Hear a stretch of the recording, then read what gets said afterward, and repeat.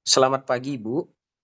Perkenalkan nama saya Adriel Rafio Peranginangin dengan NIM 2303011180 dari kelas Pemuliaan Tanaman 1.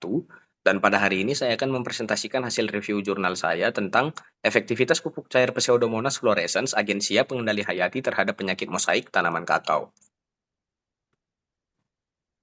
Yang pertama kita masuk ke pendahuluan, tanaman kakao Theobroma Kakao L merupakan komoditas unggulan nasional di mana Indonesia menempati posisi produsen kakao ke-6 dunia. Salah satu kendala utama dalam budidaya kakao adalah serangan penyakit mosaik yang disebabkan oleh Cocoa Swollen Shoot Virus atau disingkat dengan CSSV. Pengendalian penyakit selama ini banyak menggunakan pestisida kimia yang menimbulkan dampak negatif terhadap lingkungan. Sebagai alternatif, penggunaan agens hayati sebagai Pseudomonas fluorescens menjadi solusi ramah lingkungan karena bakteri ini mampu menghasilkan metabolit sekunder, antibakteri, dan antivirus, serta menginduksi ketahanan sistemik tanaman. Penelitian ini menekankan pentingnya formulasi pupuk cair Pseudomonas fluorescens untuk menekan penyakit mosaik dan meningkatkan pertumbuhan tanaman kakao. Selanjutnya, metode penelitian. Yang pertama adalah tempat dan waktu. Lokasinya berada di perkebunan rakyat di Desa Banjaroya, Kalibawang, Kulon Progo.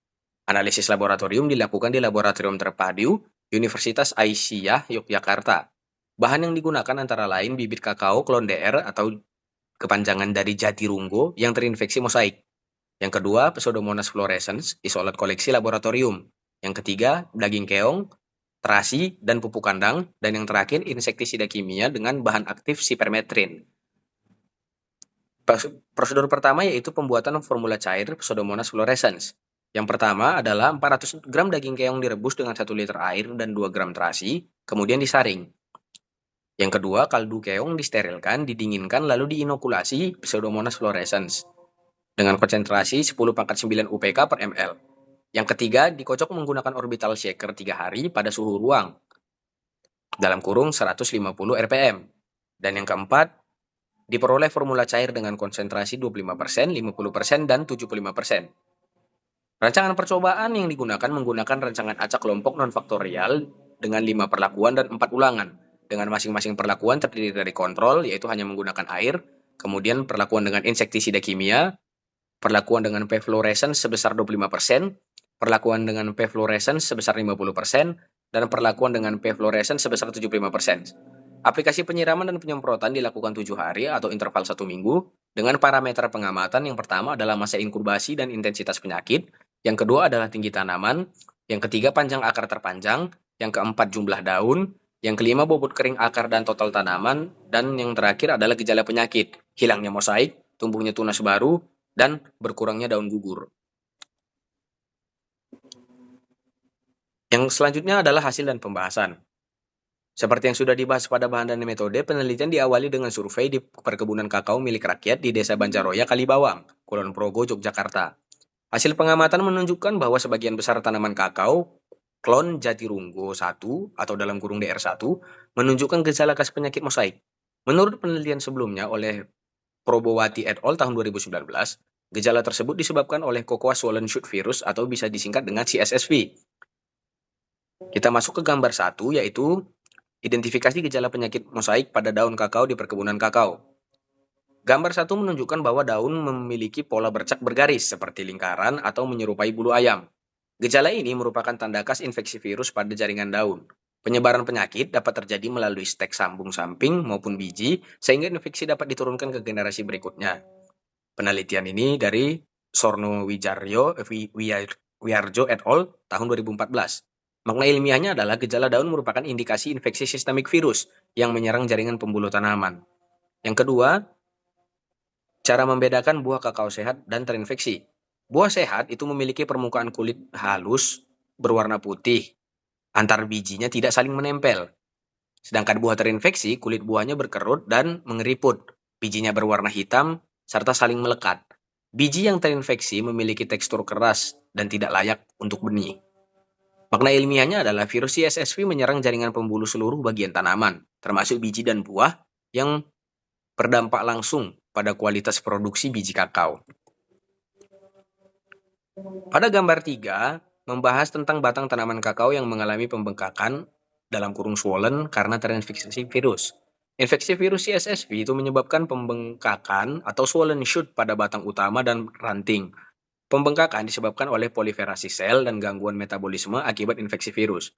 Kondisi ini menghambat transportasi air dan hara, menyebabkan penurunan pertumbuhan serta produktivitas tanaman. Makna ilmiahnya adalah gejala ini menunjukkan bahwa virus bekerja sistemik dan dapat mengganggu sistem pengangkutan internal tanaman, menjadikan tanaman lemah dan rentan gugur daun.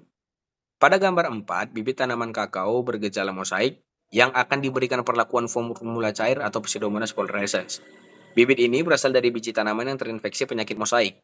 Setelah tumbuh 3 bulan atau tingginya kurang lebih 30 cm dan menampakkan di atas 3 helai daun bergejala, dilakukan perlakuan penyemprotan formula cair Pseudomonas fluorescens dengan konsentrasi berbeda, yaitu 25%, 50%, dan 75%, serta pembanding insektisida kimia.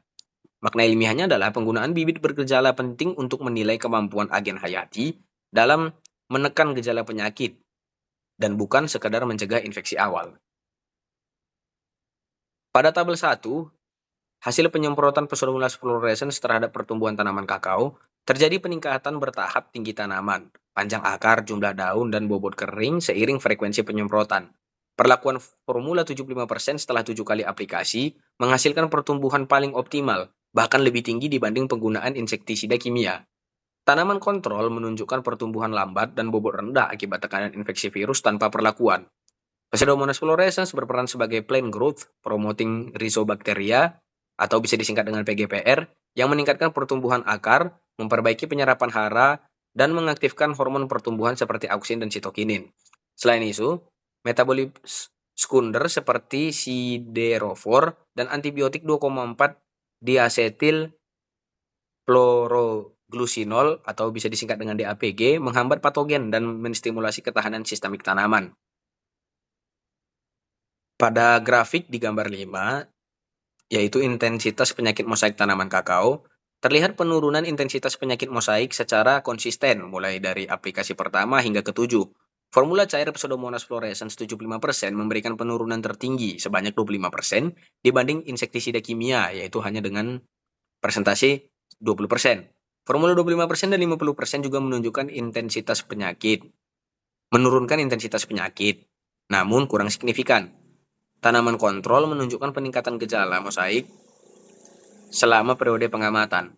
Efektivitas formula 75% disebabkan oleh tingginya populasi bakteri hidup yang aktif mengkolonisasi rhizosfer akar, memproduksi senyawa antibakteri dan antivirus, serta menstimulasi Induced System Resistance atau ISR. Hal ini membuat tanaman mampu menekan replikasi virus dan memperbaiki jaringan yang rusak. Hasil observasi lapangan setelah perlakuan menunjukkan berkurangnya bekas mosaik pada daun kakao, daun lebih hijau dan segar, tidak cepat gugur, serta pertumbuhan tunas baru lebih cepat dan banyak. Respon fisiologis ini menandakan pemulihan metabolisme tanaman akibat pengaruh bakteri yang memperkuat sistem imun tanaman serta menurunkan tekanan patogen. Hasil analisis umum menunjukkan bahwa aplikasi Pseudomonas fluorescens sebagai agen hayati lebih aman dan berkelanjutan dibanding insektisida kimia. Efektivitasnya tidak hanya menekan penyakit, tapi juga meningkatkan vigor tanaman. Formulasi cair 75% merupakan konsentrasi paling ideal karena menyediakan jumlah koloni bakteri optimal untuk aktivitas biologis, dan penggunaan bahan alami, kaldu keong dan terasi sebagai media fermentasi juga mendukung pertumbuhan bakteri dan mengurangi biaya produksi. Kesimpulan dari penelitian ini adalah aplikasi formula cair Pseudomonas fluorescens sebagai agensia hayati untuk penyakit mosaik tanaman kakao didapatkan formula cair dengan konsentrasi 75% paling efektif dalam menekan penyakit mosaik pada tanaman kakao dengan ditandai berkurangnya berkas mosaik pada daun, memperlambat pengguguran daun, dan mempercepat tumbuhnya tunas baru. Sekian presentasi yang dapat saya sampaikan. Apabila terdapat kekurangan dalam penyampaian presentasi, saya mohon maaf. Terima kasih dan selamat siang.